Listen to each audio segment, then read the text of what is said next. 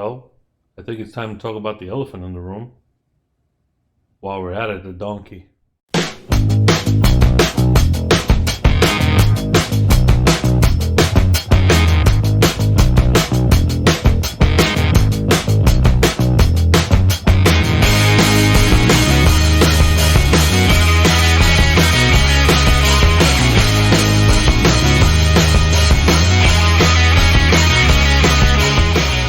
Listen, I'm gonna cut to the chase. Both parties are trash, and you shouldn't be surprised about it.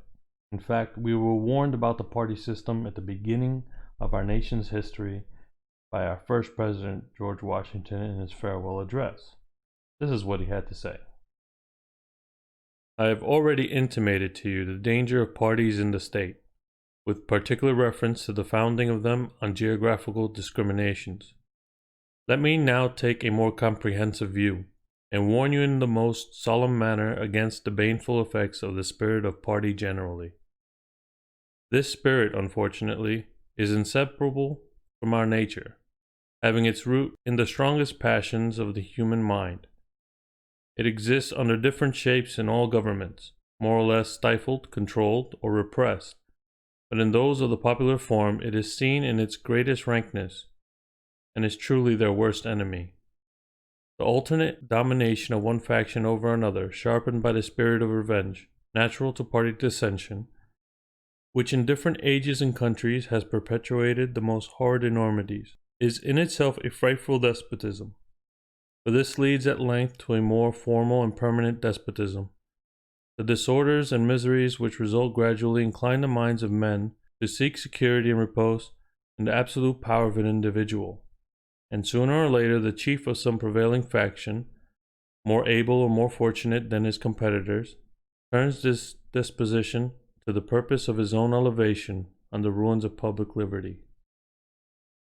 Without looking forward to an extremity of this kind, which nevertheless ought not be entirely out of sight, the common and continual mischiefs of the spirit of party are sufficient to make the interest and duty of wise people to discourage and restrain it. It serves always to distract the public councils and enfeeble the public administration. It agitates the community with ill-founded jealousies and false alarms, kindles the animosity of one part against another, foments occasionally riot and insurrection. It opens the door to foreign influence and corruption, which finds a facilitated access to the government itself through the channels of party passions.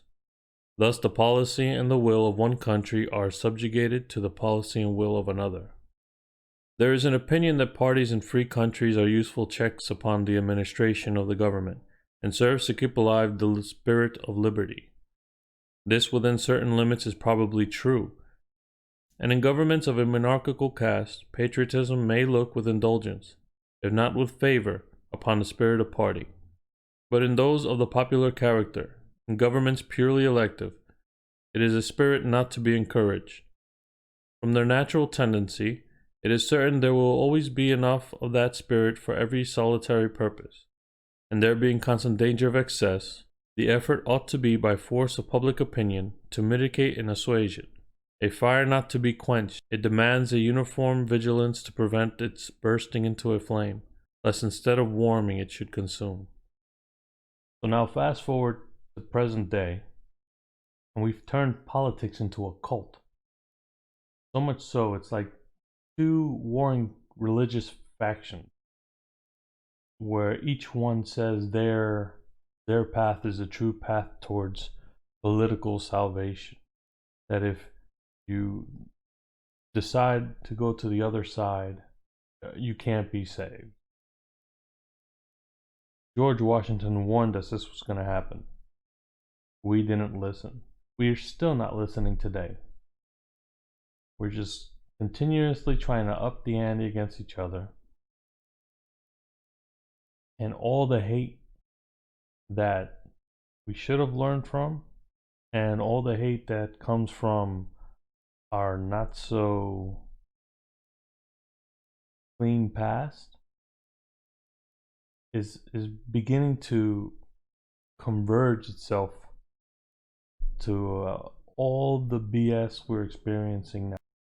You shouldn't be surprised if you think that your party is going to offer you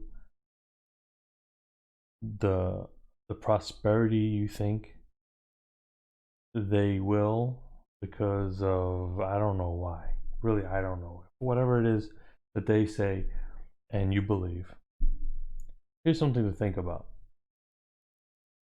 Republicans and Democrats have almost equally had somebody in office. The world has yet to end. We have yet to be the most prosperous country in the world. We have nothing but issues. And that's the sad part of all of this. Because we are, and I said this in another video, we're still in the prototype stage of the world, right? We are what the world is meant to be sometime in the future. Natural order of everything is a one world government, but only after we've learned the lessons needed in order to make that function. Because here's the thing, America's a melting pot. That's what makes America great, right? And America has been great ever since we've decided that was cool, right? When we decided slavery was bad, when we decided discrimination was bad. But what happens? Some of us bring that stuff back. And both sides of our political system, of our two-party problem, feed on that. And somewhere along the way, we believe the things they say, in spite of the warning we were given once upon a time. There's a lot of things that Democrats and Republicans do not understand. It's that there are times where you have to be liberal. There are times when you have to be conservative. The answer and the solution to all our problems lies partly on each side of this two-party issue. Both of them have the answers needed. Only they're so boggled down by the frustrations and the hate and the need to want to be right, need to want to say, no, this is the direction our country should take. This is the direction you need to take, regardless of whether or not you see eye to eye with me. Here's the thing. Half of all Americans, or nearly half of all Americans, don't vote. They don't vote because they don't have any confidence in the system, right? They don't have confidence, at least the ones that I've spoken to, do not have confidence in the cult. They don't have, how are they supposed to follow you, whether you're advertising one side or the other, when your side can't do any wrong? When no matter how bad an allegation comes out, and even if that allegation is proven, you don't care. So listen, I don't think this is going to be a long video. I'm going to keep it short. If we're going to keep our two-party system, nothing's going to change if the overzealous Democrats and Republicans don't try to meet in the middle, right? Because they're not. The moment they have a hint of something they don't like on the other side, forget about reconciliation. Everything goes out the door. You're a jerk. Look at how much of a dumbass you are.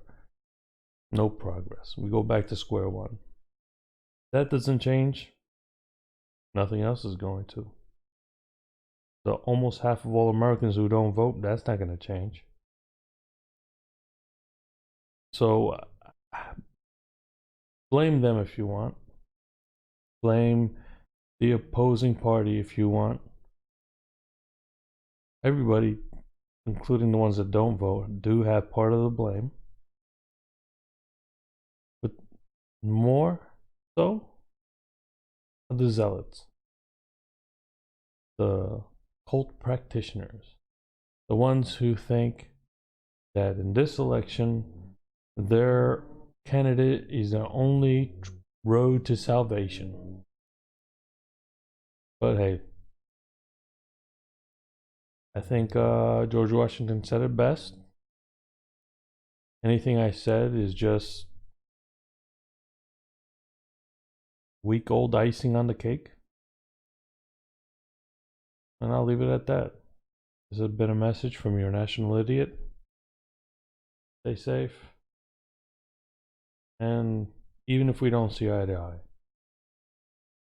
I do wish you the best. Otherwise, enjoy your election.